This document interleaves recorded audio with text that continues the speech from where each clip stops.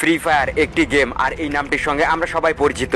এমনকি এই free fire crore crore মানুষের মন জয় করেছে, এবং বর্তমান সময় ফ্রি ফায়ারই হচ্ছে এমন একটি গেম যেটা কোটি কোটি গেমের মাঝখানে 1 নাম্বার পজিশনে র্যাঙ্ক করতেছে। কিন্তু কথা যদি আসে ইতিহাস সম্পর্কে, কজন জানো ফ্রি ফায়ারের ইতিহাস সম্পর্কে? এই গেমের পেছনে কত বড় ইতিহাস লুকানো রয়েছে, কেন তৈরি হয়েছিল ফ্রি ফায়ার, কে এর নির্মাতা, কবে শুরু হয়েছিল ফ্রি ফায়ারের যাত্রা, আর ফ্রি ফায়ারের প্রথম নামই বা কি ছিল, সবকিছু জানতে যাচ্ছি আজকের এই ভিডিওতে। তাই তুমি যদি ফ্রি ফায়ারের ইতিহাস সম্পর্কে জানতে চাও, যেখানে আছো সেখানেই বসে পড়ো। আর ফ্রি ফায়ারের ইতিহাস না জানতে চাইলে ভিডিওটাকে স্কিপ করো। তো চলো তোমাদেরকে নিয়ে যাই আজ থেকে 8 বছর আগে, যেখান থেকে ফ্রি ফায়ারের জন্ম শুরু হয়েছিল।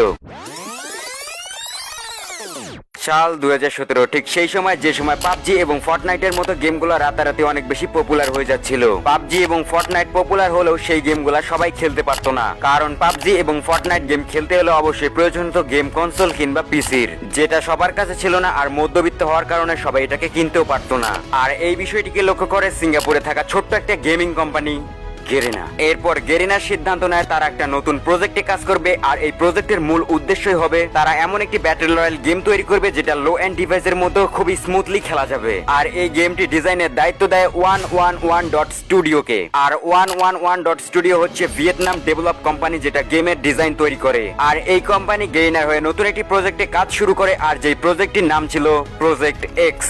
এবং এই প্রজেক্টটি কমপ্লিট করতে প্রায় 5 থেকে 6 মাস সময় লেগেছিল, এবং তারপর এই প্রজেক্টের বিটা ভার্সন 2017 সালের 30 সেপ্টেম্বর লঞ্চ হয়। আর এই প্রজেক্টের নাম প্রজেক্ট এক্স থেকে পরিবর্তন করে ফ্রি ফায়ার এপিকে তে কনভার্ট করা হয়, যেটা একটা বিটা ভার্সন। আর সেই সময় ফ্রি ফায়ারের সাইজ ছিল মাত্র 56 MB। আর যখন ফ্রি ফায়ার সর্বপ্রথম বিটা ভার্সনে প্রকাশ পায় তখন ছিল 23 আগস্ট 2017, বা তোমরা বলতে পারো 23 আগস্ট 2017। এইটা হচ্ছে ফ্রি ফায়ারের জন্মদিন। এরপর ফ্রি ফায়ার গেমটি iOS এবং অ্যান্ড্রয়েডের মধ্যে সবকিছু টেস্টিং কমপ্লিট করার পর ফাইনালি 4 ডিসেম্বর 2017 তে অ্যাপল স্টোর এবং প্লে স্টোরের মধ্যে মুক্তি পায়। এবং এই গেমটি মুক্তি পাওয়ার 6 মাসের মধ্যে এটার জনপ্রিয়তা প্রচুর পরিমাণে বাড়তে থাকে। এরপর শুরু হয় গেম আপডেট করা এবং গেমের মধ্যে ইভেন্ট নিয়ে আসা।